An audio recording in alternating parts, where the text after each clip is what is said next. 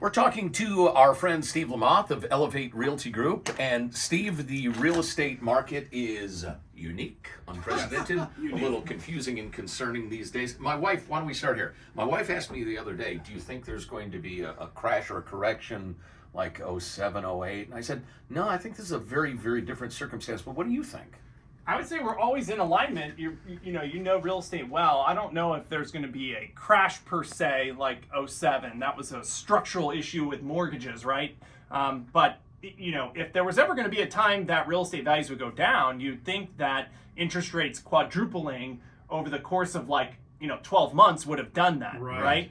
And it simply hasn't. So we've talked about this before, but with interest rates going up, it locked a lot of people in their current homes, so they're just not selling, to make those discretionary moves. So inventory, or the number of homes for sale, is drastically down, keeping prices pretty stable. They're not going up rapidly, right? Mm-hmm. But they're certainly not going down, that's for sure. Well, on the selling a home side, is now a good time to do it, or because the inventory is so low?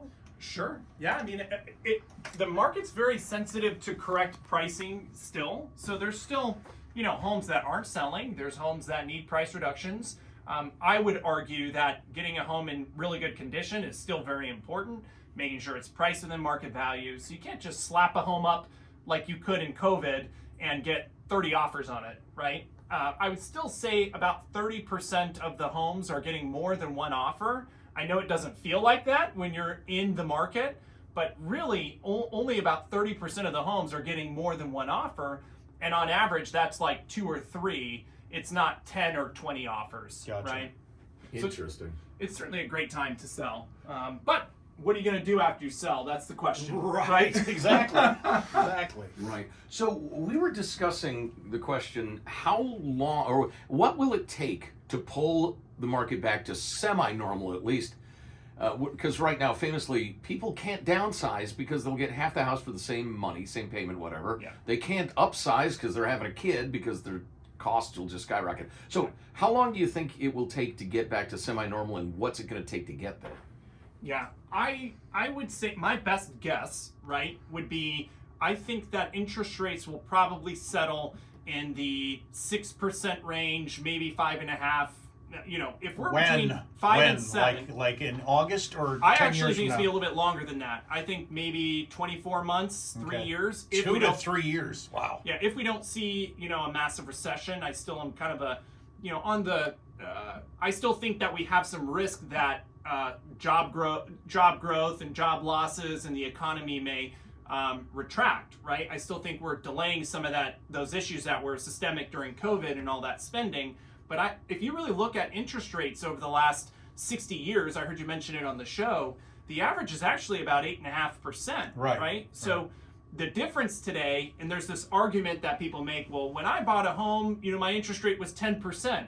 Well, the home was $76,000 or $110,000. Today, that's like $700,000 or $800,000. So, interest rates have a massive effect on how expensive it is to buy right now.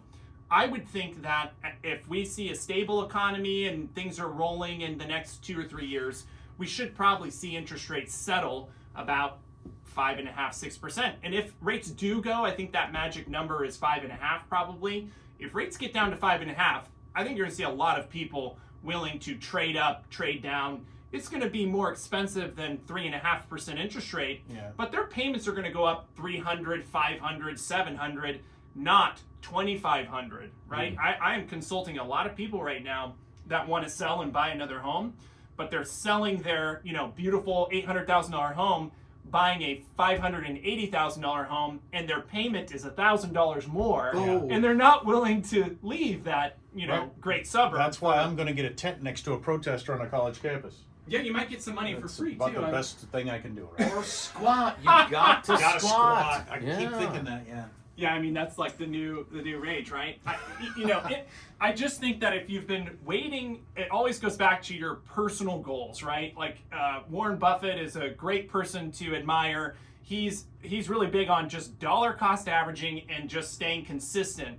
In real estate, timing is important, but you're never going to guess the right time, right? And so a lot of it is going to come down to I've magically guessed the wrong time a few times. most people do, right? Most people do. And over the long run, if you hold on to a house long enough, it always turns out for the better. And we've talked about this before, but ask anybody around you who's ever owned homes before if they've wished they kept their first home, right? Right. And kept every home for that matter.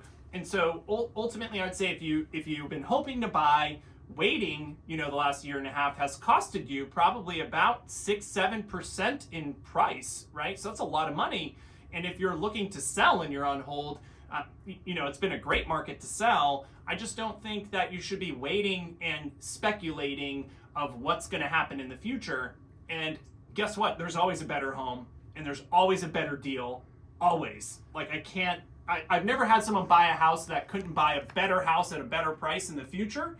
So you just want to hope that you get the right house that works for you, and that's going to work long term. So you're down, as the kids say, with the advice that it's not an investment, it's where you live. I love real estate for the investment. I think it's actually the key to the middle class, right? The average net worth of a homeowner is about $280,000. The average net worth of a renter is around $6,000. So obviously owning a home is an investment and it matters.